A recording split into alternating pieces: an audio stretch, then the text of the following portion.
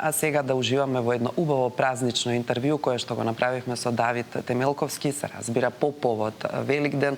Тој е на релација Македонија-Хрватска, односно живее и твори во Загреб, но често ја посетува Македонија. Знаеме дека еден од вашите омилени пејачи, често уживаме во неговата музика во овие наши утрински дружења, па затоа уживајте и во разговорот кој што го направи Никола Станков со него. Прво благодарам што промптно одговоривте на нашата покана и во тој краток период дека сте тука одвоивте време за нашиот разговор. Пред неколку недели заврши, да речам, вашиот огромен концерт во Скопје, навистина големи импресии предизвика, особено кореографскиот настап. Еве сега импресиите се средени, како вие го оценувате, како го видовте настапот во Скопје како голем солистички ваш концерт, прв, ако не сум грешка? Јас пред се исто би ви се заблагодарил вам на повикот и наистина телевизија Сител ми е голема поддршка од самиот почеток на мојата кариера. Мило ми е што овие празнични денови си ги поминувам дома и често знам да се навратам на тие спомени од самиот концерт. Ке кажам, не очекував таква реакција од самата публика. Сум се надевал, но навистина македонската публика ме почести со едно такво возвраќање на емоција и на љубов да до сега сум присуствувал и сум одработил многу концерти. Но ќе кажам дека ово е навистина посебен и до сега не сум бил дел од некој таков концерт. Навистина сум многу благодарен што првиот концерт помина баш така. Инспирацијата е една интересна работа, ќе кажам, јас ја доживам како една птица која што не секогаш знае да ни слета на рамо, но фала му на Бога кај мене слетува доста често и ќе кажам инспирацијата ја црпам и ја користам од секојдневниот живот, затоа што сметам дека тие приказни се најверодостојни, тие приказни се најискрени, најчисти. Како што и мојата Македонија е една моја перспектива на оно што е Македонија, една песна од моево срце како јас ја доживувам Македонија, така да не би сакал премногу да мистифицирам како црпам инспирација, така натака понекогаш се некои работи многу едноставни. Самиот живот, самите животни приказни на моите блиски луѓе би сакал да ги преточам во мелодија и во стих. Овој концерт дефинитивно ја збогати мојата кариера, затоа што пак ќе повторам, сум настапил многу пати и сум имал многу концерти, многу поголеми концерти во смисла сум пеел пред многу поголем број на публика, но со овој концерт македонската публика ми покажа зашто е посебна. Многу ми е мило што мислам дека многу време и да не кажам цел живот ќе ги памтам тие лица кои што беа присутни на концертот. Навистина една магична атмосфера и би можел само да се заблагодарам на Бога што ме почести со еден таков концерт, со таква публика и со таква реакција на самата публика. На концертот, односно по концертот на социјалните мрежи, на големо се зборуваше за оној фасцинантен момент со сакото, со целокупната таа кореографија која беше дел и можеби тоа сакоата беа карактеристични за Здравко Чолич како голем пејач, но вие тоа го земавте и му направивте, да речам, свој печат, една навистина автентична појава. Како дојде до целата идеја? Како се создаде тоа фамозно сако веќе? Сакото е направено можеби пред една година, кога почнав да размислувам за самиот концерт, сакав да имам едно сако каде што Скопје ќе ми го чува грбот. Тоа сако беше направено, да кажам, малце поодамна. Имаше еден фестивал каде што сакав во еден момент да го облечам тоа сако, но ми се случи да го заборавам сакото во Загреб и не го облеков. Така да тоа сако било пишано да биде облечено баш во Скопје и навистина моето чувство дека Скопје ми го чува грбот и на самото сако ми беше посебно. На крајот по концертот свативме дека всушност на самата слика се наоѓа Камениот мост, но и Македонскиот народен театар во позадина, што навистина ќе биде за мене еден личен спомен кој што еден ден кога ќе поминат годините, кога ќе го погледнам тоа сако, ќе ми текне и ќе се седам баш на овој мој прв солистички концерт. Мене ми е мило што што ја делев сцената со едни од најдобрите балкански музичари, меѓу кои и мојата најдобра другарка која што ми е најдобра другарка од 3-годишна возраст. Тоа е Сандра, која што ја збогати сцената со своето присуство и со својата виолина. Значи многу затоа што да човек има такви уметници зад себе, поготово да една од нив е твој пријател од најраното детство, една посебна привилегија, затоа што тука човек разбира дека годините може да минуваат, но тоа што е право, тоа што е вистинско, не бледее, туку станува се поцврсто, се поубаво, како виното. Мислам дека вистинското пријателство и љубовта се како виното.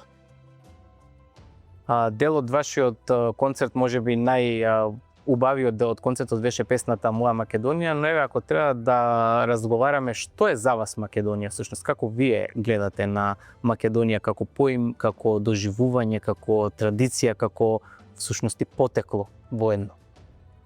Што е за мене Македонија? Тешко прашање, затоа што тешко е Македонија да се опише со зборови. Јас ја замислувам како најубавата песна некогаш отпеана.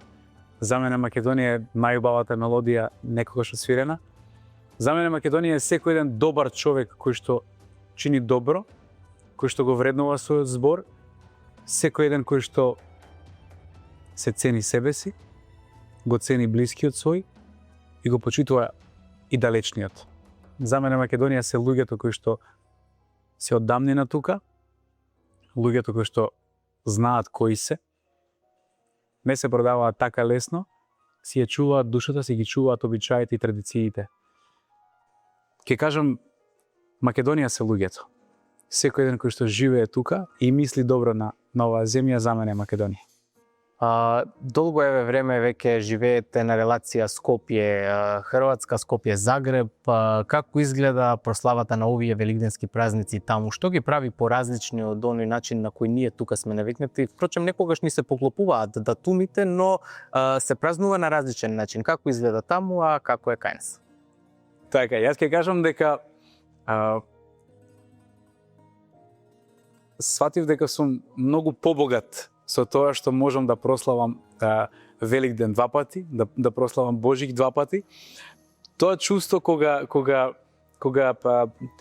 семејството и фамилијата на Елена е на едно место и ние сме таму, прославуваме и Великден и Божик заедно, а потоа патуваме за Македонија и го прославуваме Великден и Божик и тука. Во Скопје навистина е едно богатство. Јас искрено не правам разлики. За мене секој оној кој што верува во Бога е рамноправен. Не правам разлики помеѓу католици, православни и така натака. Едноставно се чувствувам побогат што можам да просведочам како хрватите го слават Великден. Еве ќе кажам, тие постат на еден малку поинаков начин него ние. Она што е специфично за Великден, утрото го започнува со великденски доручек кој што започнува со лепче, со варена шунка и младо кромитче. Тоа им е традиција и мило ми е што и ти имат некоја своја традиција, ние имаме некоја своја традиција и кога човекот ќе ги спои тие работи заедно, навистина сваќаме дека верата е едно. Бог е еден за сите и разлики некои големи не постојат. Што е она што ќе следува во текот на летниот период, многу активен период за вас музичарите, каде ќе ве гледаме и слушаме на настапи, дали се можни некои нови соработки, некој нов дует? Би сакал прерано да откривам некои работи, само ќе кажам дека следува една македонска турнеја на концерти. Имаме неколку концерти низ Македонија, чекаме само да ги потврдиме датумите и тие датуми ќе бидат објавени на моите социјални мрежи, на сите мои профили, така да ќе биде едно работно лето и во студио и на терен. Должност ни е на музичарите да го дадеме најдоброто од себе. И на концертите, но и во тој дискографски дел да оставиме нешто добро, да оставиме белег за сите оние генерации кои што доаѓаат, затоа што нашите претходници многу нам ни оставиле. Така да ќе се потрудам да и ова лето го искористам максимално и во студио и на терен, да кажам, на тие концерти настани, да од наесен стигнат многу нови песни, многу нови видеоспотови. Ќе кажам вака, неодамна снимивме песна и спот, песна која што ќе биде посветена на Скопје. Нема да откривам со кого и како. Чекаме да биде се готово и за неколку дена би требала песната и видеоспотот да бидат објавени. Така да тоа е еден, ќе кажам, мој прв дует. До сега, но не и последен, имаме некои планови за наесен, но би сакал да останат сега за сега малку по стишани, затоа што многу често кога однапред зборуваме некои работи, не се остварува така како што сме ги замислиле. Така да она што ќе го кажам, ми е многу мило што снимив дует со една млада, перспективна, не само пејачка, верувам дека ќе биде голем уметник. И мило ми е што се најдовме во една песна која што го опишува Скопје. Таа живее малку понастрана од Скопје, студира во Солун, и јас во Загреб, и се пее за Скопје и како Скопје всушност не враќа. Така да се надевам дека таа песна ќе биде истина убава порака да сите оние кои што се и надвор од Македонија полека почнат да размислуваат да се враќаат према дома. И еве на крајот од разговорот, која е вашата велигденска порака, да речам, до сите оние кои не гледаат и кои можеби немаат можност да бидат со блиските тука во Македонија, туку не гледаат од странство, од туги нешто се вели? Сакал на вистина да си ги вреднуваме и нашите традиции, но и нашите верски обичаи, затоа што сметам дека животот без Бога и без она што е пишана вистина е залуден. Е едно лутање низ темнината.